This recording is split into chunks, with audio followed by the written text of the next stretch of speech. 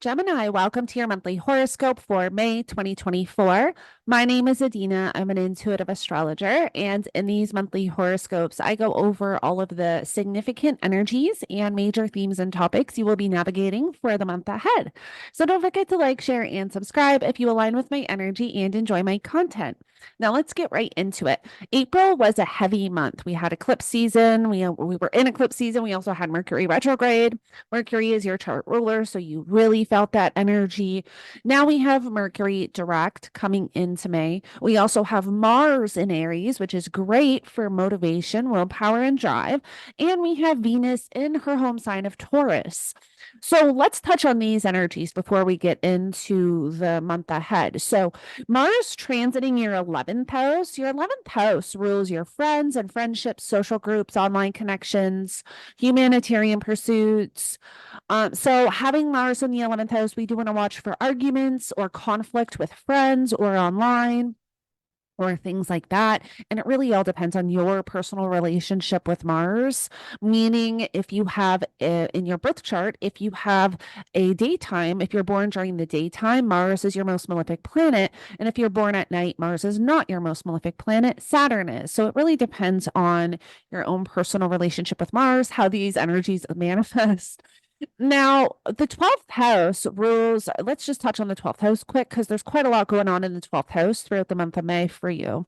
So, the 12th house can suppress energy. Sometimes when we have our chart ruler going through the 12th house or Mars going through the 12th house or just planets, transiting the 12th house in general, we can feel energetically depleted. It just takes a little extra push to kind of get things going. The 12th house also rules things and places that are hidden. So, like hospitals, asylums, retreat centers, prisons. The 12th house also rules karma, spirituality, the subconscious. So, where we can act and react subconsciously. So, these are just things that we want to watch for throughout the month of May because there's quite a lot going on in that 12th house. Now, on the second, we have Pluto stationing retrograde. So, Pluto entered Aquarius back in January. And actually, when we get to the third and the fourth, because Pluto retrograde is going to be felt, I feel like, more collectively. It's not until we get to the third and the fourth when we have the Mars sextile to Pluto where this becomes a lot more personal. And if you think back to February 13th and 14th, when we had the Mars Pluto conjunction, in Aquarius, think back to what was started, what was initiated back then, what were you moving through? There can be more to that story showing up because when we have planets conjunct, this is almost like a new moon for those planets. And as the planets kind of connect through by transit in a sextile, trine, square, all those different aspects, it's almost like milestones to whatever was kind of started at the time of the conjunction. Now, once we get to the sixth, we have Mercury forming a conjunction to Chiron. So, Mercury is your chart ruler. This is also the third and final conjunction Mercury is going to make to Chiron. So, I did post a Mercury retrograde video if you want to check that out, where I get really deep into these energies. But during the post retrograde cycle, which is where Mercury is now, on the 6th, when Mercury forms a conjunction to Chiron, pay attention to the information coming in, your thoughts, um, your mindset also as well, intuitive downloads, conversations. There can be something coming in for you around your healing journey and the healing process and whatever you've been moving through, especially the month of April during that Mercury retrograde period. There could be something really beautiful coming in, bringing a little bit more clarity and understanding to that whole healing journey.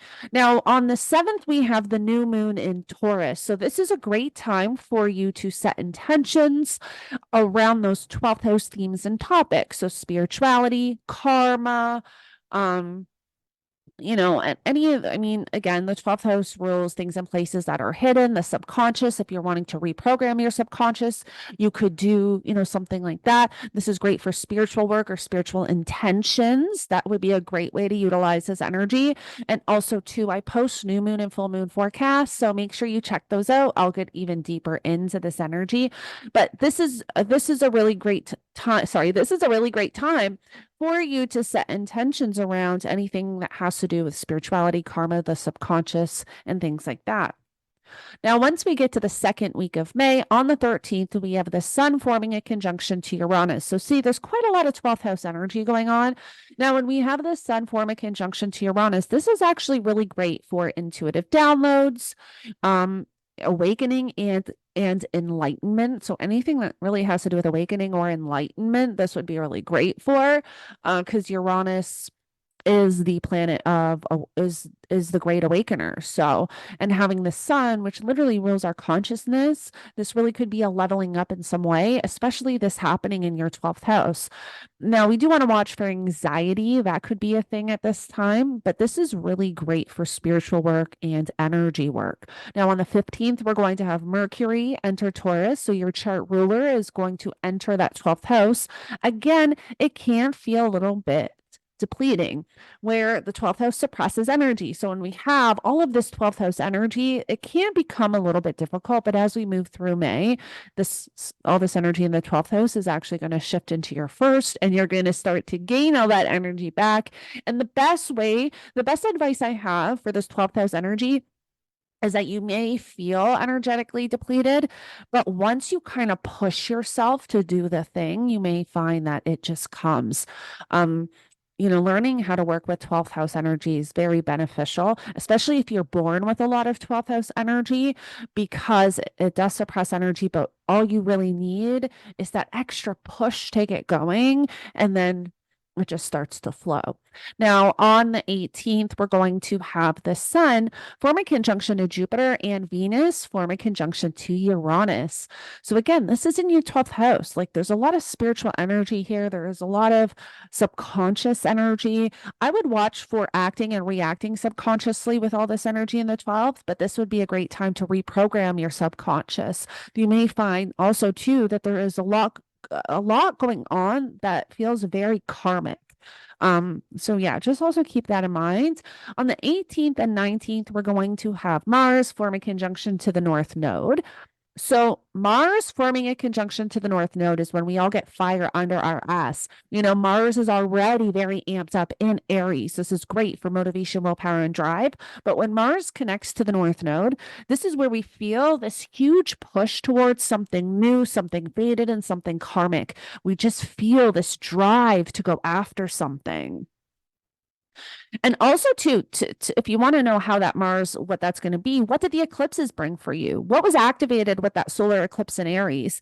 That is when you may be taking action towards whatever was activated with that solar eclipse in Aries, because the nodes represent where we're having the eclipses. It's all kind of working with that same energy.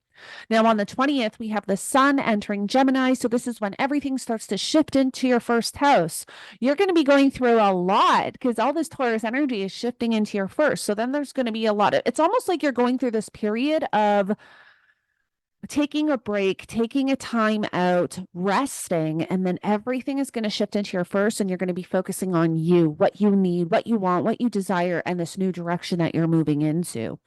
On the 22nd, we're going to have both benefic planets come together, Venus and Jupiter. So this is a really great energy to utilize, especially when it has to do with spiritual work, energy work, that subconscious or karmic energy I was talking about. On the 23rd, we're going to have the full moon in Sagittarius and also the sun form a trine to Pluto. So this is great for transformation, especially of the self, because that sun is in the first house. So you may really be going through some really big transformation. Now, also, if you think back to when the sun formed the conjunction to Pluto back in Aquarius season, and I can't remember the exact day, but this would have been, I guess it would have probably been end of January, either the end of January or beginning of February, because it's right in the middle of the thing. So I would say whatever you were navigating the end of January, the tail end of January and the very beginning of February, there can be something transformational going on around that. So if you think back to that time period, there might be something really beautiful coming in to help you with whatever was started back then. Now, on the 22nd, we're going to have Venus. Oh, we already went over that. Sorry, we already went over that. And then also on the 23rd, we're going to have Venus enter Gemini. So Venus is going to enter your first house. And when we have Venus transiting the first house, this is a time where maybe we focus more on our physical body, on our appearance. Some people change their hair, change their appearance in some way. This is definitely a thing with Venus in the first house. On the 25th, we're going to have Jupiter enter Gemini. Now, I'm going to make a separate video going into the Jupiter and Gemini energies and also all 12 rising signs, but you're going to have Jupiter in your first house for 12 months. So this is a great energy to utilize. What I do want to mention though is sometimes we have to be careful with Jupiter transiting the first house. It can affect us. Like we can become sometimes overindulgent or lazy. So we want to watch for that. We want to make sure that we're utilizing this Jupiter in the first house effectively. But this is great positive energy. Jupiter is the great benefic. So this is really great for starting something new, for doing any work or initiating anything that has to do with you, the self, who you are, and the direction you want to move in. Now, once we get to the final week of May on the 29th, we're going to have Mars form a conjunction to Chiron. And this is where there can be possibly a trigger around your healing journey or healing process, whatever you've been moving through with this Chiron energy. We want to remember that Chiron was significantly activated with that solar eclipse in Aries. That solar eclipse we had April 8th was conjunct Chiron exact. So we had huge activations around healing, around insecurities, traumas, vulnerabilities. We've been moving through a lot with this energy. Now, when Mars connects to Chiron, there could be a trigger that's coming up, or there can be something you feel the internal desire or need to take action with when it has to do with your healing. Like maybe having to take action with something in order to take this new healing journey, or whatever the case is. It could show up differently for all of us, but this is a day that we do want to be mindful and have that self-awareness to see what is showing up for us. Now, on the 31st, we're going to have Mercury conjunct Uranus. This is great for intuitive downloads and energy work. This can show up sometimes feeling very anxious. So this is a very good day. I would definitely make sure I'm doing a lot of grounding, eating healthy, drinking a lot of water. That's really going to help balance this energy out, because this can feel, very anxious. But this is, like I said, really, really good for intuitive downloads and energy work. Now, from May 30th to June 2nd, we're going to have Jupiter forming a trine to Pluto retrograde, and this is going to be in your first house. This is very transformational, especially if you have your ascendant around that first degree of Gemini. So this is really, we want to remember that Pluto really digs beneath the surface and brings something to light. Like Pluto is that energy of transforming on a super deep level, not surface level. This is really getting to the bottom of something.